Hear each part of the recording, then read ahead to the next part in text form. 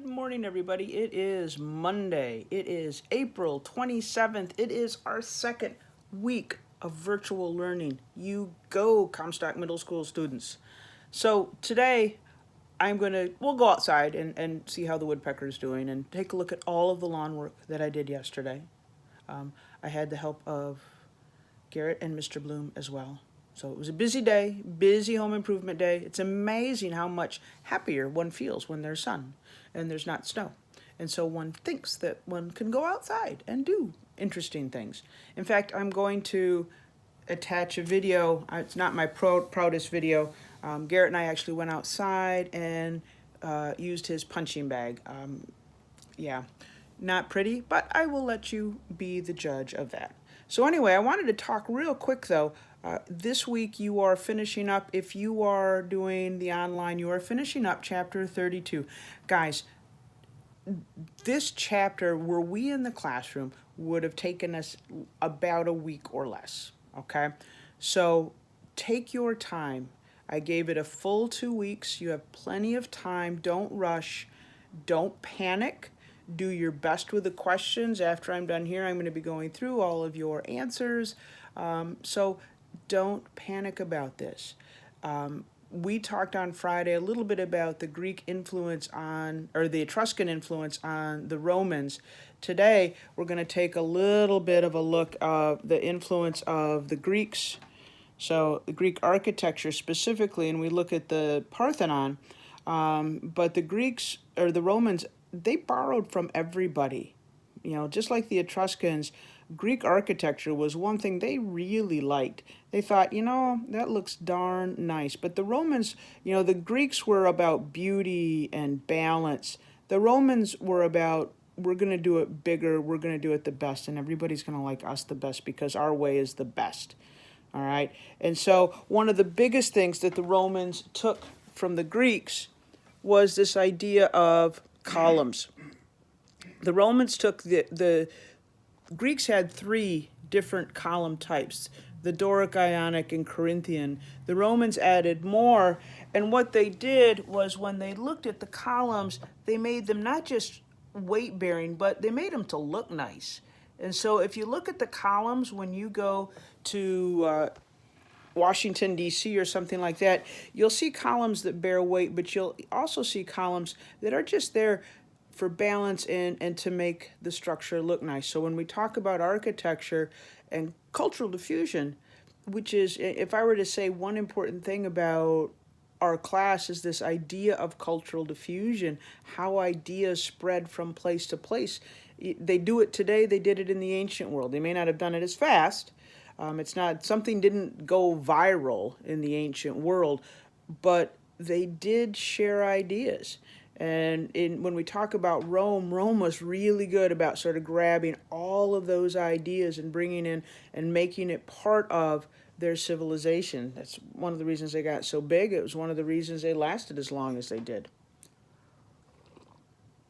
So as you read about the Greek influence on Rome, you know, and I realize one of the problems is that we weren't in school to do much about Greece.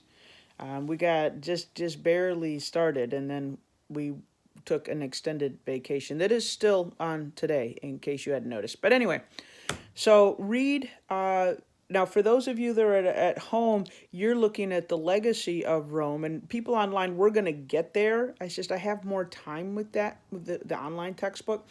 But for those of you doing the legacy of Rome, their architecture, what we're going to be studying later, was huge because they took what the Greeks had and they added on to it. They said, oh, well, we're going to do columns, but we're also going to do arches. We are going to then be able to do sort of dome structures like the Pantheon.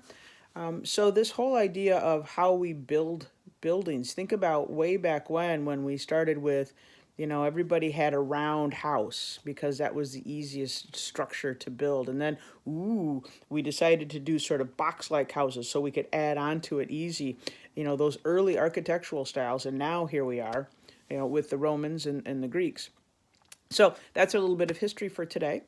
Let's see, other things for today. Oh, it is, oh no, I forgot.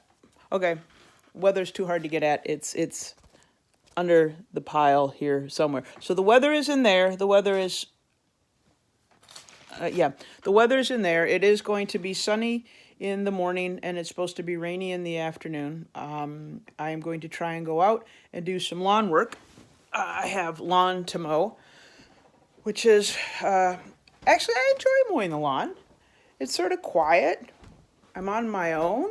I talk to myself a lot, so that means I listen to myself a lot. So that's all sort of good. But I do have to mow the lawn, or it will get sort of overgrown, and then it will take me forever.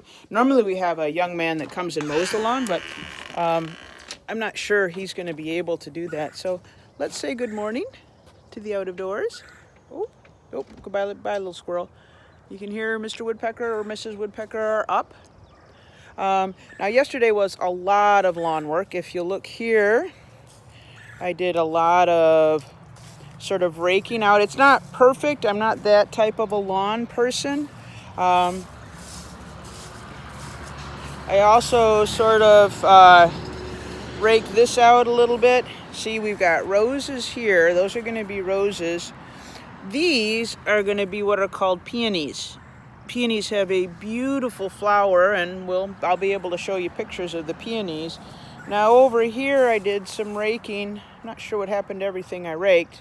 We've got myrtle, but this stuff right here, this here, that's going to be bee balm. It's going to have these big red flowers, and woodpeckers really, really like it. Okay?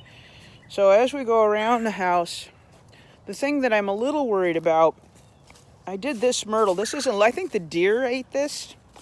So, but over here, if you guys have ever heard of rhubarb, this is rhubarb.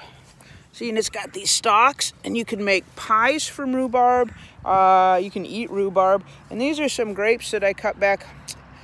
I'm a little concerned. Yes, I did cut them back. I hope I didn't cut them back too much. Okay. Now, the other thing that you guys can do, all right, see this stuff here? See how it looks here? This is called garlic mustard, and it is an invasive species. It will overtake open areas. It will overtake woodlands. And so that's something you can just pull and get rid of. That's a nasty, nasty plant. So Mrs. or Mr. Woodpecker, who do we have? Oh, it's Mr. Woodpecker. He's very loud. He has more of a red head than Mrs. Woodpecker. Mrs. Woodpecker doesn't. So anyway, guys, I hope you have the greatest of days. Happy Monday. Continue to email me. Thank you very much for emailing me when you have questions or concerns. I hope you have a great Monday. Bye-bye.